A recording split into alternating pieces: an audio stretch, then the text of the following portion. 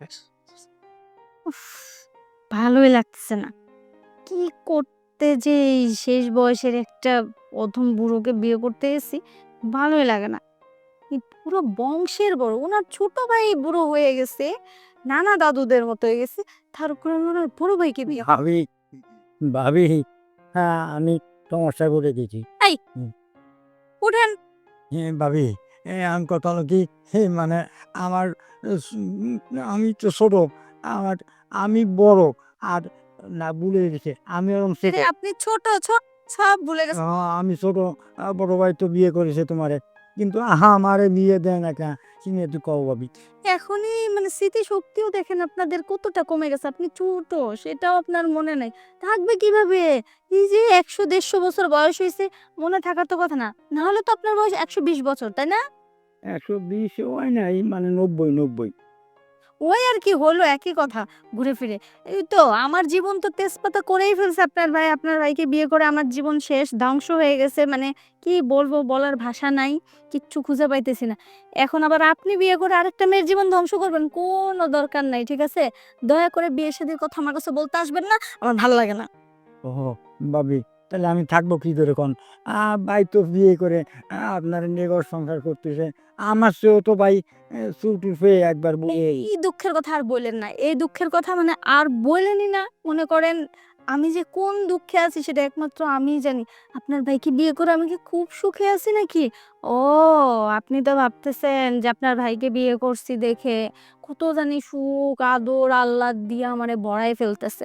আসলে কি তাই বিষয়টা? মোটেও না।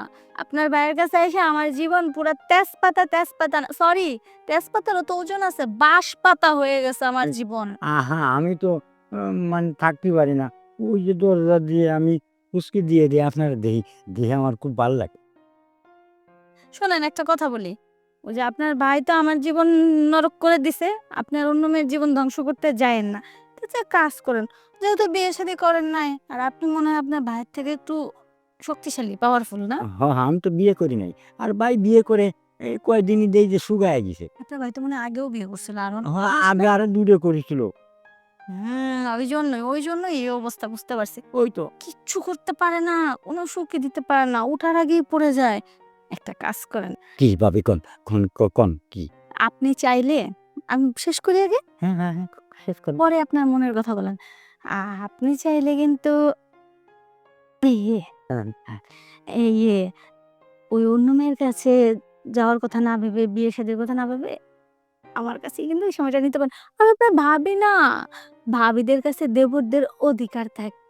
তাহলে ভাবি তোমার কাছে আমার দাবি, সব দাবিই থাকে। তাহলে ভাবি যেহেতু হই, আমারও কষ্ট, আপনার ভাইও আমার সুখ দিতে পারে না, আমার চাহিদা মেটাইতে পারে না। ওইটা আপনি আমাকে ও আচ্ছা, পড়ুক, কোনো সমস্যা নেই। তো আমি আপনার ছোট দেওর। আপনাকে আমার সামনে দেখেই পড়লে তো কোনো সমস্যা? আপনাকে দেখেই তো পড়ে যায় বারবার। আচ্ছা, ও বুঝছি এইবার। তাহলে ভাবি আমাকে ২ বার মানে চালায়া যাবেন আপনি। আ সমস্যা কি? কোনো ব্যাপার না, একদমই ব্যাপার না। আমার কাছে তো এটা কোনো সাবজেক্টই না। আপনারা ২ জন কেন এরকম ১০ জন আসলেও আমার কিছু হবে না। বুঝছি। ভাই হয় না, ভাই দিয়ে হয় না বলে আমার দিয়ে হবে না। এই কথা কইতেছেন। আর আমার দিয়ে না হলে তাহলে কি করবেন? এই আপনাকে দিয়ে হবে না মানে? খালি উল্টাপাল্টা কথা ভাববেন না তো। আপনাকে দিয়ে যদি না হয় তখন বাইরে থেকে নিয়ে আসবো। এখন এক কাজ করেন। কি করে? এখন আপনি আগে একটু ইন্টারভিউ দেন। হো, মানে এই ই ই ২ জনে? তা তাই ভাবি রেডি হন। আমি তো রেডি আছি। খালি আমার দেবরটা আসার অপেক্ষা। এই ভাবি এলি আমি আসছি। আসেন। আসছি। হ্যাঁ।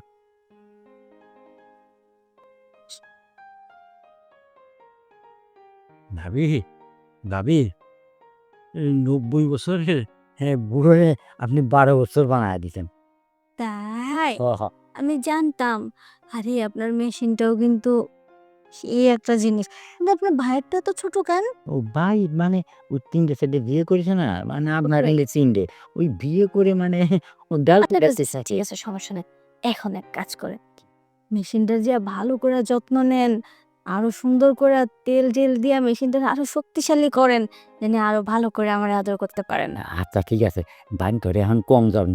এখন আমার তরে বেশি চাপ করি। আচ্ছা ঠিক আছে, যান। যেটা শিখাই দিছে ওইটা যা করে। কি রে? দুই ভাইয়ের মধ্যে এক ভাই অচল, এক ভাই সচল। সমস্যা নেই। এই বুড়োকে দিয়ে কাজ চালানো যাবে। তারপর যখন এইটা পারবে না তখন নয় অন্য ব্যবস্থা নেব।